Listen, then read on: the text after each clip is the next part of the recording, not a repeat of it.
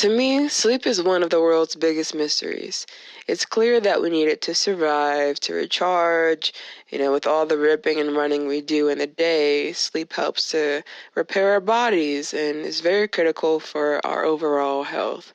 Nevertheless, it's still a mystery, especially the dream factor.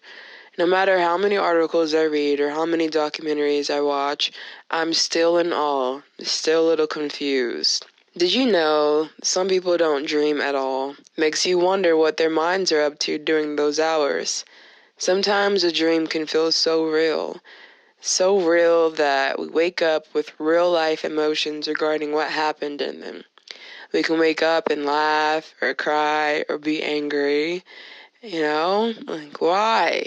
And how is that? For about 8 hours a day, each of us drift away and escape the world. Some sort of dream world, if you will. Last night, I went to Manhattan. I think it's all the Sex in the City I've been watching, because let me tell you, I have not set foot in New York a day in my life. Anyway, I was walking by some huge fountain, tower clock chiming in the background, and I noticed a man walking behind me. Kind of creepy. So I turn around, and he himself has a clock in hand and asks me if I'd like to buy it. Literally to the sound of the chiming clock, I go, no, no, no. And I'm like waving my finger, like, no. Just hilarious, like, what in the world? Funnier because that's something that I'd actually do and say in real life. Sometimes dreams are less understandable, though, and they feel like they came from a place outside of ourselves, like, which is very weird, too. Like, how? I get it, if you just watched a super scary horror movie right before bed, and you dream about getting chased by a murderer, but sometimes I'm like, dude, I couldn't have thought of this myself, seriously. It's like they're tapping into some hidden well of creativity or imagination that we don't consciously access during waking life. At times, I feel like there are even different characters we can take on in dreams where, we aren't ourselves. And you ever have a dream where you're not even casted, Like you're just a witness, a fly on the wall. It's really strange. For whatever reason, even though I've tried many times to ready myself to, when I dream, I never am like, okay, I'm in a dream. This is all a dream. I'm invested. I'm in it, and I'm in it 100%. If I could, I think I'd take a little bit more risks. Like, okay, I'd be a bitch to the person that's being a bitch to me. You know what I mean? Like, I'd slap them in the face or something. I mean, it's a dream. But typically in those situations, I'm a little bit more timid. And I don't do certain things. Because, I'm like, I don't know. Not necessarily this is real life. But, hey, I'm invested. Playing my role. And I think, I might have realized that I was dreaming in a dream a few times before. And those are always the most fun. They call this lucid dreaming, when you have control of your dream. And I'm someone who dreams pretty much every night. Like 90% of the time, I'm dreaming. Sometimes I wish I didn't. I feel like I'd be better rested a lot of the times if I didn't. You ever wake up from a dream and you just feel more tired? Like, very ineffective. Or, I mean, it's crazy, but I've woken up from a super active dream where I'm running away from someone or going on a wild adventure, and I feel the effects in my literal body. Like, what? How is this? Why is this? Just further proof of how deeply our minds can immerse us in the dream experience.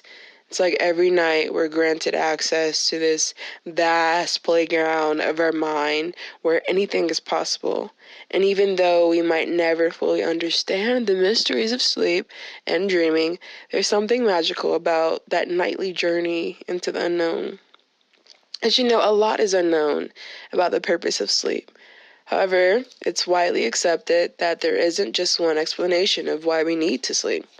It's likely necessary for many biological reasons, like the brain storing new information, getting rid of toxic waste, nerve cells communicating and reorganizing, the body repairing cells and restoring energy, things like that.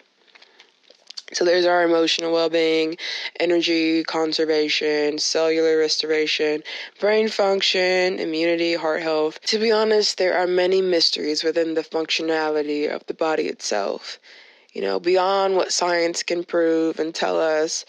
And I think when we go down this road, we can easily end up at a place where we're asking how any and everything functions, how anything and everything exists. At the end of the day, we need sleep for overall well-being and health. By design, it's just how it works, not just for us, but many other living things. You could even find this mirrored in nature and cycles of life. I'm going to take a little shift here, maybe a big shift. It has nothing to do with sleep, but listen, there's a book I want to recommend to you all. It's called 5 Years in Heaven by John Schlim, and it's based on a true story. An unlikely friendship forms when a young man, John, returns to his hometown where he meets an 80-year-old nun, Sister Augustine. Throughout this friendship, he learns so many wonderful things from her, and it really changed my perspective on life and how to look at things more simply, thanks to Sister. Her life, her offerings, her teachings were not only gifts to the author, John, but a lot of us readers too. It's heartwarming, a book that will make you smile at almost every chapter. It's really sweet. I think everyone can relate to John too. He experienced a lot of uncertainty and doubt at the time in his life when he met Sister Augustine. He felt lost and confused, and having faith is one of the hardest things to do. In reality, it shouldn't, but it's just not the easiest thing. When we think about it, just like the mysteries of the body, of the world around us, there's a lot out of our control, out of our ability to fully understand and grasp. This world has been and will be with or without us. We can make our own plans, but life has a way of working itself out. There are times where, even despite our free will, it seems like nothing is in our control. All options are exhausted, so we should be able to just give in. But we all want to be in control one way or another. When things don't go our way, when things don't go as planned, we typically, it's a catastrophe. Especially when we hope, wish, and pray for something, when all signs were leading to this one thing happening and being the answer, and then boom, nope, sorry, try again. Delays and denial are never easy. But in this book, 5 Years in Heaven, Sister Augustine has a ceramic shop and talks about the joys and sorrows of the art form. Some ceramics break in the kiln and they never get to see the light of day. But she explains how we have to look at the no's, the disappointments in life, as gifts too, for they are leading us to where we are actually meant to be.